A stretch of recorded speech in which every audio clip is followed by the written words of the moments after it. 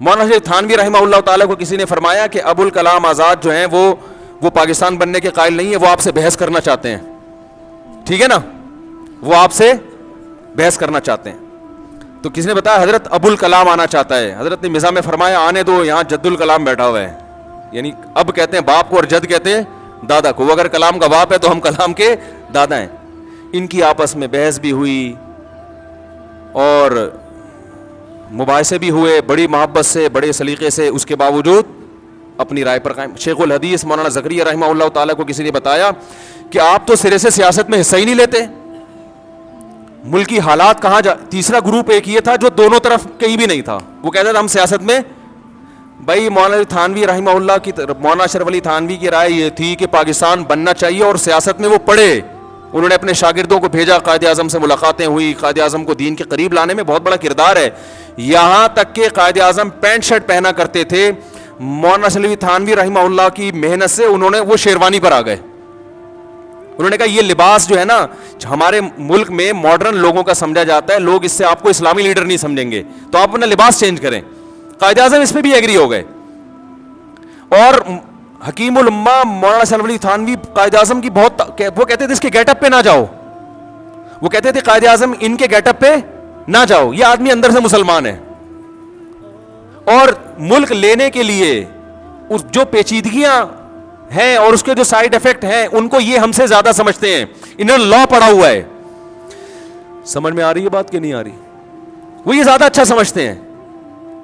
اب اس میں کون صحیح تھا کون غلط تھا یہ بحث کرنے کا کوئی فائدہ نہیں ہے, اس لیے کہ جب پاکستان بن گیا تو مولانا حسین احمد مدنی نے سب سے پہلے پاکستان کی حمایت کی ہے. لوگوں نے کہا آپ تو مخالفت کر رہے تھے, تو انہوں نے کہا مسجد بننے سے پہلے اختلاف ہو سکتا ہے کہ مسجد بنے یا نہ بنے, بن گئی تو اس کا احترام لازم ہے. کیسی زبردست سوچ تھی, اڑے نہیں رہے کہ نہیں بس نہیں غلط ہوا اب میں اس کی واٹ لگاؤں گا. انہوں نے کہا بھائی یہ تو اس وقت اختلاف تھا, اب جب بن ہی گیا ہے تو اب مسلمانوں کا ایک ملک بن گیا, اب اس کو طاقتور ہونا چاہیے, اس میں قانون سازی ہونی چاہیے اور اس کو اب سپورٹ کرنا چاہیے. تو بڑا ایک دلچسپ واقعہ میرے ذہن میں آیا تھا. میں یہ عرض کر رہا تھا کہ قائد اعظم کو فل سپورٹ مل رہی تھی کہاں سے؟ مولانا شریف تھانوی رحمہ اللہ تعالیٰ کی طرف سے. اور ادھر مولانا حسین احمد مدنی وہ سیاست میں وہ ان کے جلوس نکل رہے تھے اور وہ تقریروں میں کہتے تھے مسلمانوں یہ دہلی کی جامع مسجد چھوڑ کر کہاں جا رہے ہو, یہ بابری مسجد چھوڑ کر کہاں جا رہے ہو, یہ تو تمہارے 1000 سال تم نے ہندوستان پہ حکومت کی ہے, یہ تو تمہارا ہے. یہ دوسرے فریق کی رائے یہ تھی کہ ہمارا تھا, اب اگر ہم الگ ملک نہیں ملا تو اس سے بھی جائیں گے ہم, کیونکہ گورا انگریز سارے فائدے ہندو کو دے کے جا رہا تھا, وہ ہندو کے حوالے کر کے جا رہا تھا. دونوں کی رائے تھی, دونوں کے دلائل تھے, اس کی سنتے لگتا وہ صحیح کہہ رہا ہے, اس کی سنتے لگتا وہ صحیح کہہ رہا ہے. اور ایک تیسرا گروپ تھا شیخ الحدیث مولانا زکریا رحمہ اللہ تعالیٰ کا, وہ سارا دن علم حدیث میں کتابوں میں لگے ہوئے تھے, وہ سیاست میں دلچسپی, وہ کسی دھرنے میں شریک ہی نہیں ہوتے تھے. اب یہ چاہتے نا 3 دھڑے بڑے آرام سے بن سکتے تھے علماء کے, ایک دھڑا بن جاتا پاکستان بننا چاہیے, ایک دھڑا پاکستان مخالف, اور ایک یہ کہ یہ دونوں جو ہے نا فتنہ پرست ہیں, ہمیں تو اللہ اس کے رسول کے بس دین میں لگنا چاہیے. یہ تینوں اپنے مریدوں کو تیار کرتے اور بولتے کہ تم اس کی مجلس میں نہیں جانا, اس درس حدیث نہ سننا مولانا حسین مدنی کا. اور مولانا حسین مدنی درس بھی کہاں دیا کرتے تھے؟ مسجد نبوی میں نبی صلی اللہ علیہ وسلم کے روضہ اطہر کے سامنے بیٹھ کے, پوری دنیا سے لوگ آ کے ان کا بخاری کا درس سنا کرتے تھے. یہ اتنا یعنی علم حدیث پہ عبور تھا کہ نبی صلی اللہ علیہ وسلم کے روضہ اطہر پہ درس دیا کرتے تھے بیٹھ کے, کئی سال درس دیا انہوں نے. تو اب یہ تینوں حضرات اگر اپنی نیچے عوام کی تربیت یوں کرتے, شیخ الحدیث مولانا زکریا رحمۃ اللہ علیہ کہتے ہیں نہ تھانویوں کے پاس جاؤ, ان کے پاس جب جا کے دیکھو کہ پاکستان بنے گا, بن کے رہے گا, پاکستان بن کے رہے گا. نہ مدنیوں کے پاس جانے کی ضرورت ہے, تم علماء ہو, تمہارا کام کیا ہے؟ حدیث پڑھو, قرآن پڑھو, فقہ پڑھو, یہ تمہارا کام ہے.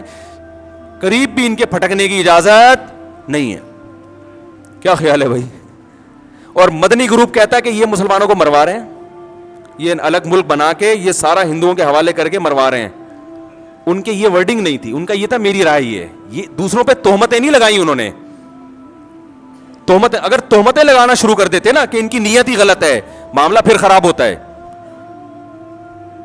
معاملہ جب خراب ہوتا ہے جب آپ دوسرے کی نیت پہ ڈاکہ ڈالنا شروع کر دیں کہ یہ بندہ ہی غلط ہے, یہ ان کی نیت. بھائی نیت کیسے, کوئی قرآن میں تھوڑی لکھا ہوا ہے کہ پاکستان بننا چاہیے کہ نہیں بننا چاہیے, یہ تو رائے ہے نا, تو دو رائے بن سکتی ہیں. تو انہوں نے یہ نہیں کہا کہ ان کی نیتیں ٹھیک نہیں ہیں, یہ تمہیں مروانا چاہتے ہیں, یہ ہیں ہی غلط لوگ, یہ تو پہلے ہی صوفی ٹائپ کے لوگ ہیں, خانقاہیں چلانے والے لوگ ہیں, تو تمہیں مروا دیں گے. تو کسی نے تبھی تینوں فریقوں میں آپس میں آج تک محبت قائم ہے. تو شیخ الحدیث سے کسی نے کہا کہ آپ تو جلسوں میں جاتے نہیں, دھرنوں میں جاتے نہیں, اور آپ وہ اپنے شاگردوں کو بھی منع کرتے تھے کہ مت جاؤ ورنہ علم کے نہیں رہو گے. تو کسی نے کہا مولانا حسین مدنی تو کرتے ہیں, تو انہوں نے کہا مولانا حسین احمد مدنی جیسا حوصلہ ہم میں نہیں ہے, وہ سیاست میں پوری طرح اتر کے بھی علم سے پیچھے نہیں ہٹے. انہوں نے کہا اتنی کتابیں وہ روزانہ پڑھا رہے ہیں, اتنے تحقیقی کام ان کے ہو رہے ہیں, اور جلسوں میں شرکت بھی, دھرنوں میں شرکت بھی, یہ حوصلہ اللہ نے ہر ایک کو نہیں دیا. عجیب, دیکھو کیسا.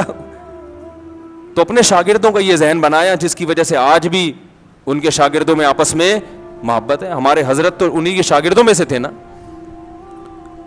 تو مولانا حسین مدنی رحمہ اللہ سے بھی محبت کرتے تھے, اور حضرت حکیم الامہ کے سلسلے کے تو یعنی ان کو خلافت ملی ہوئی تھی. تو اب جو سسٹم چل رہا ہے اب اتنے بڑے اختلاف نہیں, اب اس سے چھوٹی نوعی